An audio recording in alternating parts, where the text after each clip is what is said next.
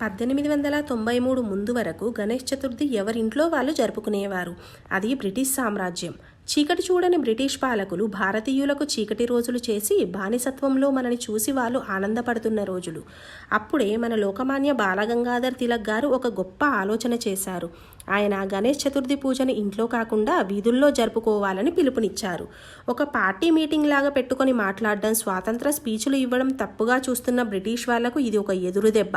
ఎందుకంటే దేవుడి పూజ కోసం గుమిగూడిన జనాలను వారు తప్పుపట్టలేరు. అలా స్వాతంత్రోద్యమంలో ఇన్ఫర్మేషన్ ఎక్స్చేంజ్ కోసం గణపతి పూజ ఎంతో సహాయం చేసింది. గణపతి నిమజ్జనం కోసం గుంపులు గుంపులుగా వెళ్తున్నప్పుడు వస్తున్నప్పుడు స్వాతంత్రం యొక్క గొప్పతనం గురించి, దాన్ని సాధించడానికి కావలసిన చెయ్యవలసిన పనులను ఒకరికి ఒకరు పంచుకుంటూ వచ్చేవారు. ఈ ఆలోచనతో మహారాష్ట్రలో మొదలైన ఈ గణేష్ చతుర్థి పూజ భారతదేశం అంతా ఊరూరు వాడవాడా ప్రచారం పొంది ఈ రోజుకి మనం గణపయ్యను వీధుల్లోనే విగ్రహాలు పెట్టి పూజిస్తున్నాం.